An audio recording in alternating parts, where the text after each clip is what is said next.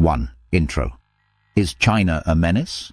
We hear it everywhere, from senators to taxi drivers. China is rising. Is it a threat? That's the question haunting Washington, and it's based on a dangerous misunderstanding. Before we talk about tanks, sanctions, or tech blockage, there's a forgotten legend you need to hear. Because the answer to "Is China a menace?"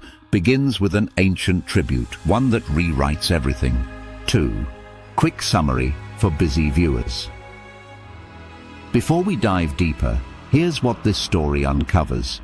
We begin with a forgotten tradition, China's tribute system, a ritual of gifts and grandeur that reveals a civilization proud, self-centered, and inward-looking.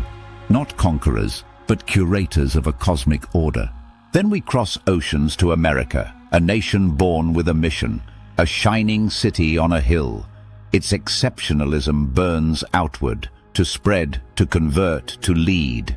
And finally, we ask what happens when these two giants, two towering peaks of history and pride, begin drifting toward each other with clashing worldviews and interests.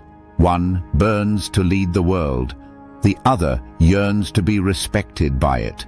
And in that slow collision, misunderstanding could build like pressure in the fault lines, until one day it could quake. What should we do? If this kind of reflection already sparked something in you, don't forget to like, share, or subscribe. Your support helps more curious minds find their way here. Feel free to leave a comment or question what surprised you, what challenged you, or what you'd like to hear more about. Now, back to where it all began. 3. The forgotten Chinese tribute system. This is the forgotten tribute legend that will change everything we think we know about China and about power itself. Imagine you're a king from a distant land, maybe from Siam, or Korea, or a small kingdom by the southern seas. You prepare your finest gifts, ivory and spices, all carefully packed and sent across vast oceans to the greatest empire on earth, China. When you arrive at the imperial court, you bow, you kneel, you acknowledge the emperor as the son of heaven. But then, something strange happens. The emperor gives you more than you brought. Sometimes 10 times more. The freshest teas, the finest porcelain, the purest jade, the most delicate silk, even military support. Why? Because in the Chinese worldview, power didn't come from conquest, it came from respect. The tribute system wasn't about plundering or dominating, it was about maintaining a cosmic order, one in which China sat peacefully, majestically, and magnanimously at the center. It didn't want to convert you, it didn't want to rule you, it wanted you to recognize what it already believed, that it was the Middle Kingdom. In fact, there were so many eager tribute missions that emperors had to limit how often they came. Why? Because tribute wasn't a business. It was a privilege, a symbol of dignity, a mark of status. That is the soul of Chinese exceptionalism, self-centered, non-aggressive, non-expansionary, and yes, arrogant. A worldview utterly unlike the one we know in the West. 4. American exceptionalism. Now imagine America, a nation born in revolution, built on a promise, that it was special, that it had a mission, to spread liberty, to defend democracy, to lead the world. From Woodrow Wilson to Ronald Reagan to George W. Bush, American leaders believed this exceptionalism wasn't just national pride, it was a calling. America exported its values through diplomacy and war from Hollywood to Baghdad. This is American exceptionalism, and it is fundamentally expansionary. So when American elites look at China's rise, they assume they must want what we wanted, do what we did, to spread their system, to convert the world, to dominate. But that assumption is a projection. It tells us more about America than it does about China, and that assumption is dangerous. It risks dragging us into a Thucydides trap and toward a conflict no one wants. A world-ending World War III. 5. The real nature of China's rise. Imagine if China acted like America, built 800 military bases around the world, installed puppet regimes, toppled foreign governments in the name of ideology. Would we still call it influence or empire? Now, back to the real China. Yes, China is powerful. Yes, it is proud.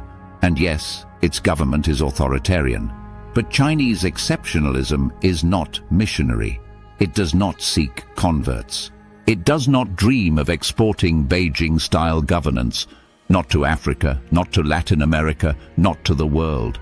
Its dream is inward, to restore a sense of historical dignity.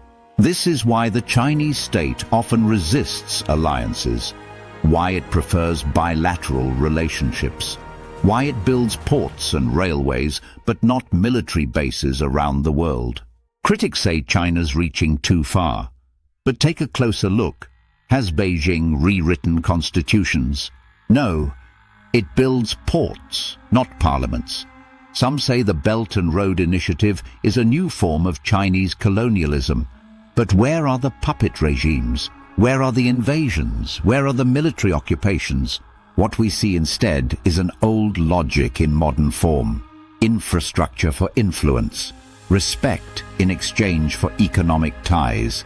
Still hierarchical, still self-interested, but not ideological, not expansionist. 6. The real danger. Misunderstanding leads to war. The real danger is not that China seeks global domination. The real danger is that America, misunderstanding China, might stumble into war. By assuming China wants what we once wanted, we prepare for a war no one intends to start, but that fear itself may bring to life. 7. Outro, the final reflection. China is not America, and that might be the best reason not to fear it. Because its exceptionalism, while proud, even arrogant, is not about you. It's about itself. Its greatness lies not in changing the world, but in being recognized by it. So before we prepare for battle, maybe we should pause and look not through the mirror of our own history, but through the window of another. So the question isn't just, is China a threat? The question is, can two exceptional powers so different in their desires coexist without collision? If you enjoyed this reflection, like, comment, and subscribe. This is Twin Peaks Bridge Reflection, a layman's view, one thought a day. I read, think, and learn, and offer my 2 cents so your busy day gets a little brighter. Your attention and your curiosity mean everything. And if something in this reflection surprised you, challenged you, or made you think, drop a comment. I'd love to hear what you think. Thanks for being here.